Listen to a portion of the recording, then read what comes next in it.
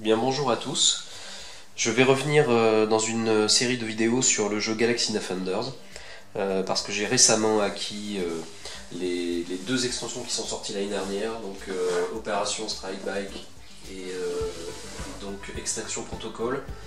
J'y consacrerai une vidéo particulière pour présenter, faire un unboxing de ces deux extensions, mais je vais revenir sur Galaxy Defenders et notamment sur une mission de la boîte de base dans laquelle je vais en profiter pour faire une nouvelle présentation et parce que j'avais déjà fait une série de vidéos plutôt au début de ma chaîne et bon, j'avoue j'étais pas très content, donc je vais essayer de faire un peu mieux. Et donc parce que ce jeu vraiment le mérite donc voilà.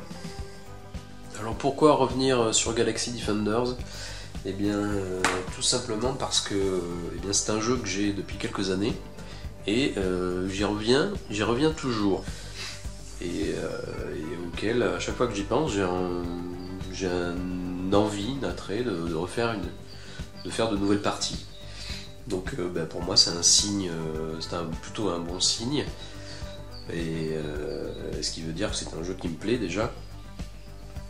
Et donc en ce moment je suis en train un petit peu de faire le point sur ma ludothèque, notamment j'ai vendu pas mal de jeux. Je suis en train de trier, d'écrémer, de garder ce qui m'intéresse. Et donc Galaxy Defenders, j'ai décidé de le garder et même d'acquérir deux extensions. Au contraire d'autres jeux dont je dirais pas les noms, mais dont je me suis débarrassé, des jeux dans la thématique de corps qui reviennent à la vie, mais et qui sont très nombreux sur des plateaux, mais enfin bon, j'en dirai pas plus. Voilà, donc, mais par contre ça je le garde parce que alors pourquoi je le garde? Je vais y venir tout de suite. Qu'est-ce que je trouve bien dans ce jeu? Eh bien, déjà, il se joue très bien en solo. Et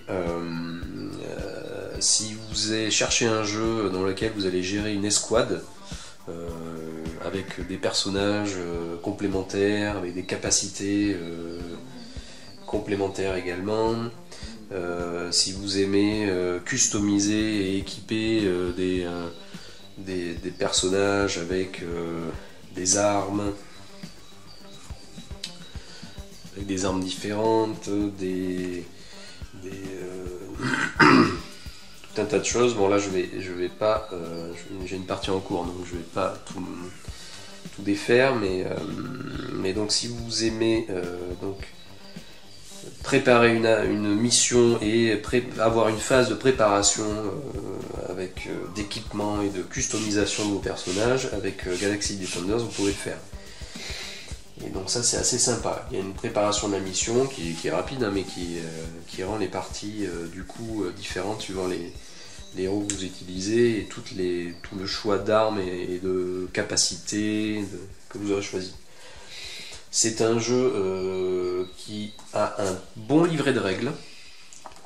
C'est assez rare pour le souligner, mais je trouve que le livre de règles est bien fait. Il est complet. Il est par contre assez touffu, hein. Enfin, il y a quand même, vous voyez,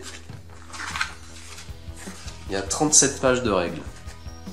Donc c'est un jeu qui est riche. Donc ça c'est sympa, mais qui est pas customisable, mais qui est ajustable. Si on prend le livret d'aventure et de mission, en fait on voit que on peut ajuster le niveau de difficulté. Donc facile, normal, dur, très dur, avec bon j'y reviendrai au cours de la partie, mais avec des options de jeu que l'on peut activer ou pas, que l'on peut utiliser ou pas. Donc c'est un jeu qui est riche, qui a un bon livret de règles, bien écrit, complet. Il y a très peu de zones d'ombre.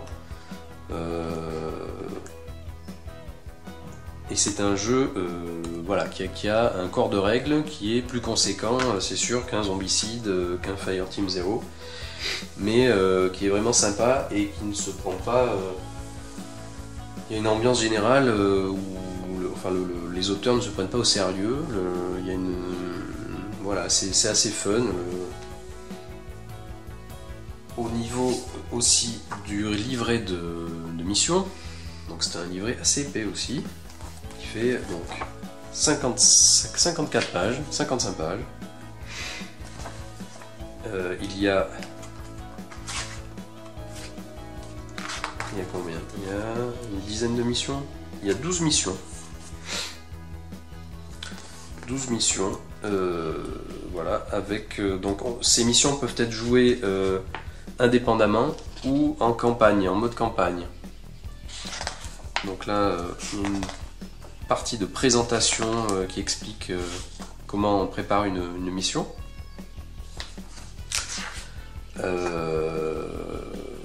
Et donc après vous avez tout le détail de l'installation de la mission. Alors c'est vrai que dans les défauts qu'on pourrait, et encore sans défaut, mais bon, il y a une phase de préparation de chaque mission qui peut être un petit peu longue, parce qu'il faut trier des cartes d'événements, des cartes de rencontres, des monstres, etc., des pions, mais toutes les missions sont assez différentes. Et donc voilà, donc une phase peut-être un peu longue. Ensuite, au niveau des plateaux, alors là on voit pas très bien, j'en profiterai lorsque je commencerai la mission, parce que je vais faire la mission numéro 8 du livret de règles, du livret de mission, et j'en profiterai. Alors je ne sais pas si je filmerai toute la mission, mais en tout cas je détaillerai quelques tours jusqu'à la fin, mais pour montrer les règles. J'en profiterai pour expliquer les règles également. Donc je ferai la mission 8, visiteur, dans lequel l'objectif de la mission c'est donc de kidnapper un chef alien dans la navette spatiale. Donc ça j'y viendrai tout à l'heure. Donc il faudra... Ici on voit la zone un peu sombre que l'on voit ici, ça représente la navette, le vaisseau alien, dans lequel se trouve le chef, et la mission des Galaxy Defenders sera d'aller kidnapper donc ce chef, de le récupérer dans la navette et de le ramener à l'extérieur du vaisseau. Donc ce que je voulais dire, donc dans les défauts, le plateau on voit pas très bien, mais il est assez détaillé.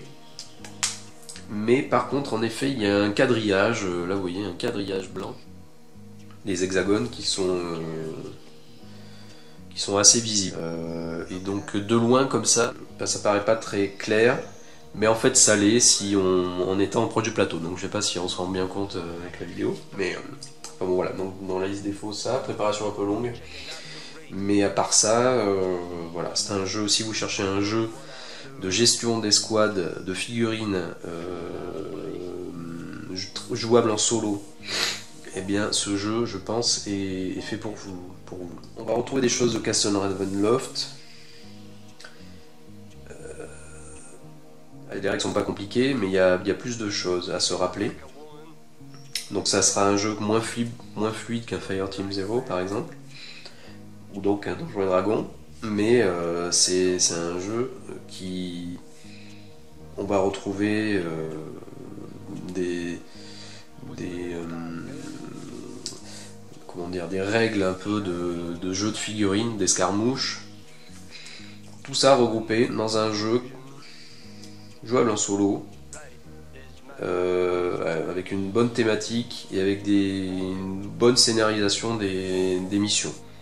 Ce qui a été dit à propos de ce jeu, c'est que si le jeu de vidéo XCOM avait dû être transcrit en jeu de plateau, eh bien ce serait Galaxy Defenders. Ce serait pas le jeu XCOM qui est sorti l'année dernière ou cette année, je sais plus.